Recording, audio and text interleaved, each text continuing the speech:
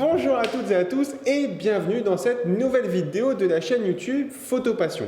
Alors je suis très content de vous retrouver aujourd'hui, on est un petit peu après le salon et donc j'en profite pour répondre à une question qu'on m'a beaucoup posée pendant ces 5 jours. C'est Guillaume, qu'est-ce que tu utilises pour stabiliser tes images, pour tourner et aussi bien pour photographier? Donc cette réponse elle est valable pour les photographes et pour les vidéastes. Quel matériel j'utilise pour stabiliser mes images? Donc principalement pour le coup pour moi en vidéo, c'est tout simplement un monopode et non pas un trépied. Alors j'ai bien dit dans 80% des cas j'utilise un monopode, dans les 20% restants j'utilise évidemment un trépied parce qu'il me faut quelque chose de très stable. Maintenant, pourquoi un monopode? Tout simplement parce que ça fait pour moi partie des accessoires très différents d'un trépied.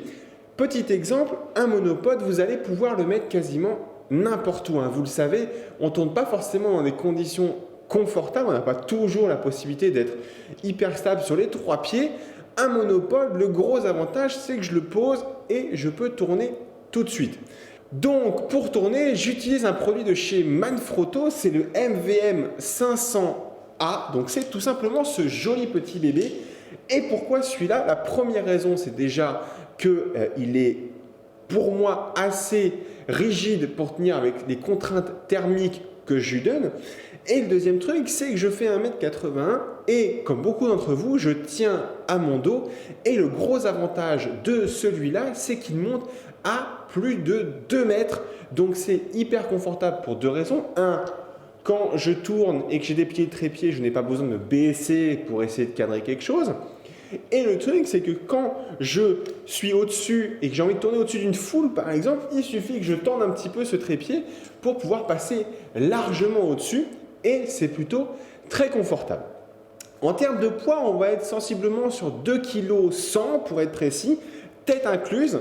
La tête est fournie avec le monopode, donc c'est une tête fluide de vidéo, mais on peut très bien l'utiliser en photo et on peut aussi bien tout simplement la remplacer en la dévissant. Ça se dévisse tout simplement et on vient y mettre la tête, hop là. La tête que l'on veut dessus, c'est hyper confortable. Alors là, évidemment, pour la vidéo, je l'avais un petit peu desserrée, donc elle s'enlève avec les mains. Maintenant, vous pouvez très bien le faire. Vous pouvez la serrer très fortement pour qu'elle ne bouge plus du tout. L'avantage de cette trépied, donc, c'est un pas de vis classique chez, c'est un plateau classique chez Manfrotto, avec le sens à respecter pour les optiques. Voilà. On va avoir à l'intérieur un petit niveau à bulles, ce qui peut être pratique quand on le met en mode tête fluide. On peut rapidement regarder où est-ce qu'on se place. Et si on n'a pas la gestionnaire d'horizon sur nos réflexes ou sur nos hybrides ou même sur nos compacts, avec la bulle, c'est au top. Petite chose à préciser pour les amis vidéastes, vous pouvez très bien ici fixer un écran de monitoring. Vous savez, il y a des bras qui existent pour mettre un écran et ça vous permet de fixer cet écran sur la tête fluide et du coup d'avoir un bloc solidaire. Pour mes amis photographes, ça sera exactement pareil, mais ça sera par exemple un flash déporté. On voit plein d'accessoires en ce moment qui déportent le flash sur 25 cm sur le côté. Là, c'est exactement pareil. Un petit bricolage chez Leroy Merlin, une petite vis de photo et on vient mettre le flash carrément à côté. On peut l'espacer d'autant de distance que l'on veut. En ce qui concerne la tête fluide, alors, on m'a pas mal posé la question que celle-là n'avait pas la fameuse petite vis pour tourner. Vous savez, on peut tourner une tête fluide de l'axe horizontal et aussi l'axe vertical. Pourquoi? Tout simplement parce que ce MVM 500, il a en bas une cartouche de gaz. Hop, on en parlera après de ces petites extensions-là, qui va me permettre tout simplement de créer le mouvement panoramique.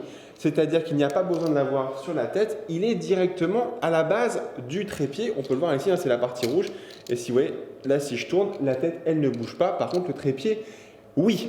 Ensuite, on a quoi de beau? On a, ah oui, alors ça, faut aimer ou pas, c'est un choix. Moi pour le coup j'aime bien, c'est ces clips là. Donc il y en existe plusieurs styles qui se vissent, qui se serrent ou des clips comme ça. En termes de rapidité, il n'y a pas de performance plus ou moins rapide. J'estime, c'est juste un coup de main à prendre. On a des monopodes qui se serrent, clac, on prend assez vite le coup de main. Là, c'est plus ou moins pareil. Alors, je vais replier. Mais voilà, on va pouvoir très rapidement le changer de hauteur. Et après, alors moi, petite astuce que je peux vous donner dans cette vidéo, c'est qu'en fait, il y en a toujours un que je laisse un petit peu libre, comme ça fait un petit peu un système à piston, mais ça me permet d'accéder à une fonctionnalité du trépied du monopode qui n'a pas, qui n'a aucun, c'est de pouvoir rapidement monter et descendre sans trop avoir à me prendre la tête sur les réglages. Je me mets niveau, tac tac, et j'ai plus qu'à monter et descendre le monopode et ça me permet de changer de plan tout simplement très rapidement. Ça, c'est une technique que j'utilise dans mes prestations. Ensuite, un monopode, pourquoi celui-là? Et bien tout simplement, encore une raison, c'est ceci. Alors, ceci, c'est tout simplement des petites pattes. Alors, il commence à avoir de l'âge quand même, le monopode. Hop, c'est tout simplement un moyen de gagner en stabilité et de s'en servir un petit peu comme un trépied. C'est-à-dire qu'on va venir les déplier, ces petits bras, tout simplement, voilà. Hop là. Ensuite, il y a des petits trucs, la mousse ici pour bien le prendre en main et accessoirement quand on transpire que ça ne glisse pas. A l'inverse, quand il fait très froid, c'est ce qui va se passer dans pas très longtemps. Le métal, lui, est très froid. Là, ça reste à température ambiante, c'est plutôt confortable. La petite dragonne très classique qui va nous permettre de sécuriser un petit peu tout ce matériel. Et voilà un petit peu le matos que j'utilise vraiment très très régulièrement. Je vous dis dans 80% des cas, c'est cette tête fluide, ce monopode et surtout ces trois petites jambes qui sont plutôt pratiques à l'utilisation au quotidien. Pour les points positifs, je crois que je vous l'ai assez dit, pour moi je ne suis pas un grand fan du matos léger. Surtout pour le monopode pour le coup. J'aime bien le sentir en main et ça me sert un petit peu aussi, alors ça je vous l'ai montré il n'y a pas très longtemps, c'est quand j'ai quelque chose de lourd, je peux m'en servir tout simplement comme un petit steadicam. Alors les puristes vont tomber dessus, mais c'est pas bien grave. Un petit steadicam dans un accessoire, voilà. Après, si on veut pousser un peu le vis plus loin, on peut le lester au sol, c'est plutôt pas mal. Enfin, on peut lester la partie basse et vous gagnez un petit steady. Mais en tout cas, avec ce genre d'accessoire, vous êtes plutôt confortablement équipé pour réaliser des petites vidéos.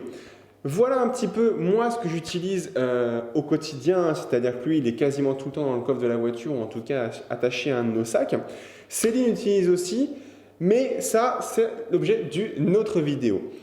En attendant, n'hésitez pas à vous abonner à la chaîne YouTube, au compte Twitter ou à la page Facebook. Vous êtes de plus en plus nombreux à nous suivre et c'est un véritable bonheur de vous voir aussi nombreux nous contacter, échanger et nous poser des questions sur le matos, sur des techniques vidéo ou photos. Merci beaucoup et je vous dis à très bientôt pour une prochaine vidéo.